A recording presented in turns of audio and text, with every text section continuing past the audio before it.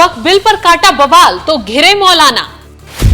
मोदी के साथ आए रज़वी, मुसलमानों को ही खदेड़ा। मौलाना ने ही खोली मुस्लिम पर्सनल लॉ बोर्ड की पोल।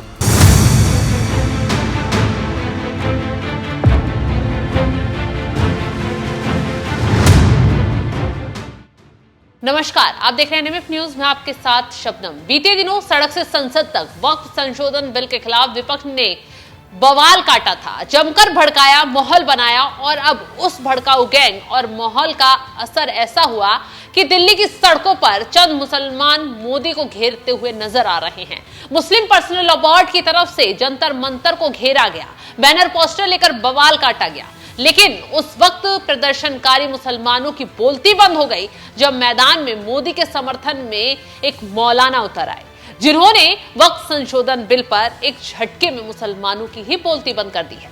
दरअसल मौलाना शहाबुद्दीन रज़वी ने वक्फ संशोधन बिल का समर्थन करते हुए all India Muslim personal law board के उन मौलानाओं का विरोध किया जो जंतर मंतर पर धरना प्रदर्शन करते हुए बैठे हुए हैं। शहाबुद्दीन रज़वी ने जंतर मंतर पर बैठे मौलानाओं का विरोध करते हुए कहा कि जो लोग कहते हैं भारत में मुसलमान सुरक्षित नहीं है, ऐसे लोगों को पाकिस्तान भेज देना चाहिए।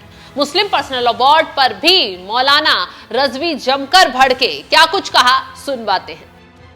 All India Muslim personal law board का आज जंतर मंतर दिल्ली में धरना है।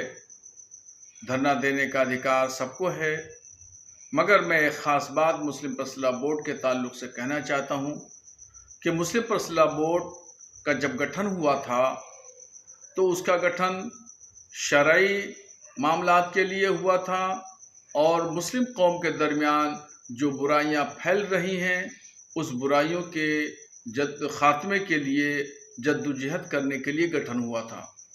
मगर मुस्लिम पर्सनल लॉ बोर्ड अपने असल मकसद से भटक गया है और पहले बोर्ड में कोई भी पॉलिटिकल शख्सियत को ओहदा या मेंबर नहीं बनाया जाता था, मगर आजकल का जो बोर्ड है, इस बोर्ड में हिंदुस्तान में जितनी भी सियासी जमातें हैं, पॉलिटिकल पार्टियां हैं, उनके अक्सर मेंबर पार्लियामेंट हो या और ओहदेदारान हो, वो सब मुस्लिम पर्सनल लॉ बोर्ड के मेंबर हैं या उनको कोई न कोई ज़रूर पोर्टफोलियो दिया गया है। समाजवादी पार्टी के लोग, कांग्रेस के लोग और ख़ुद MIM के अध्यक्ष ओवैसी साहब भी मुस्लिम पर्सनल लॉ बोर्ड के जिम्मेदारों में शामिल हैं और बाज़ाब्ता तौर पर मेंबर हैं। तो मुस्लिम पर्सनल लॉ बोर्ड शरई मामलात से भटक गया और समाजी मामलात से भी भटक गया और अब हालात ये हैं, ऐसा लगता है, जाहिर होता है कि बोर्ड को सियासी लोगों ने, पॉलिटिकल पार्टियों ने हाईजैक कर लिया है और ये हाईजैक करना खुद मुस्लिम पर्सनल लॉ बोर्ड के लिए एक न एक दिन घातक साबित होगा। तो सुन लिया आपने, मौलाना शहाबुद्दीन रज़वी सीधे और सटीक शब्दों में आरोप लगा रहे हैं कि मुस्लिम पर्सनल लॉ बोर्ड का गठन मुस्लिमों में फैल रही बुराई को खत्म करने, दीन की तालीम को बढ़ाने के लिए हुआ था, लेकिन अब मुस्लिम पर्सनल लॉ बोर्ड जो है उसे राजनीतिक लोगों ने हाईजैक कर लिया है, जिससे ये बोर्ड भटककर राजनीति करने वाले नेताओं का अड्डा बन गया है, जिसके सहारे ओवैसी जैसे नेता जमकर फायदा उठाने की कोशिश में भी लगे हुए हैं। और ये बात हकीकत भी है, क्योंकि वक्फ संशोधन बिल किसी के खात्मे नहीं बल्कि सुधार के लिए आया है। वो सुधार जो संपत्तियों की लूट, धन के गलत इस्तेमाल के लिए बेहद जरूरी है।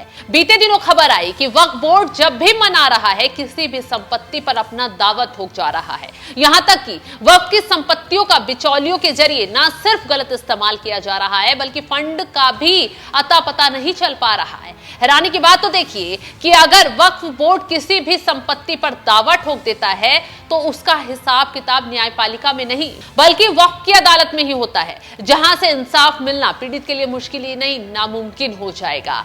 ऐसे में वक्फ संशोधन बिल लाकर मोदी सरकार वक्फ बोर्ड को पारदर्शी बनाएगी, बिचौलियों को खत्म करने और फंड का हिसाब किताब करने के साथ साथ वक्फ बोर्ड की मनमानी करने की चाल को भी खत्म कर रही है। ना ही वक्फ बोर्ड को खत्म करने के लिए बिल लाया जा रहा है, बल्कि इसको लेकर तो झूठ फैलाया जा रहा है। लेकिन ये बात कुछ भड़काऊ मौलानाओं के साथ साथ विपक्ष की जमात को शायद पसंद नहीं आ रही, इसीलिए भड़काते हुए दिल्ली के जंतर मंतर पर आकर बैठ गए हैं। मोदी सरकार को आंख दिखाते हुए नारेबाजी की जा रही है, जमकर माहौल बनाने की कोशिश की जा रही है। लेकिन ऐसे में मोदी सरकार ने निपटारा करने की पूरी तैयारी भी कर ली है। पुलिस फोर्स जंतर मंतर पर तैनात कर दिया गया है। जो हिमाकत दिखाएगा वो नप जाएगा। तो चलिए जाते जाते मौलाना शहाबुद्दीन रजवी का बयान फिर से सुनवाते हैं कि कैसे उन्होंने मुस्लिम पर्सनल लॉ बोर्ड की एक झटके में पोल खोल कर रख दी है।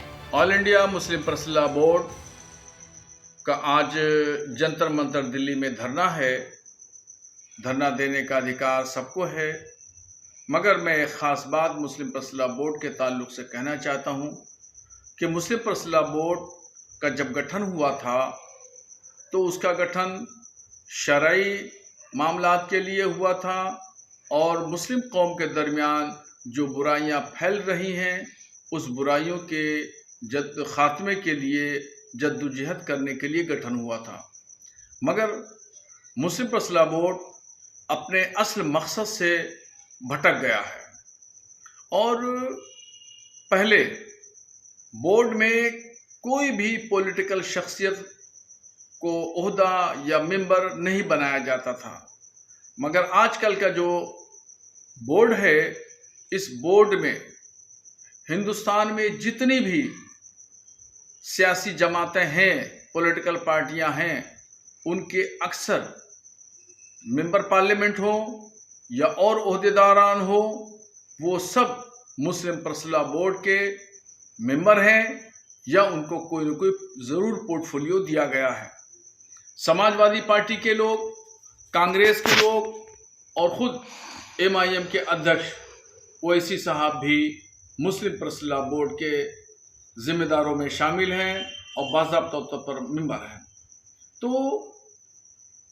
मुस्लिम पर्सनल लॉ बोर्ड शरई मामलात से भटक गया और समाजी मामलात से भी भटक गया और अब हालात ये हैं, ऐसा लगता है, जाहिर होता है कि बोर्ड को सियासी लोगों ने, पॉलिटिकल पार्टियों ने हाईजैक कर लिया है और ये हाईजैक करना खुद मुस्लिम पर्सनल लॉ बोर्ड के लिए एक न एक दिन घातक साबित होगा।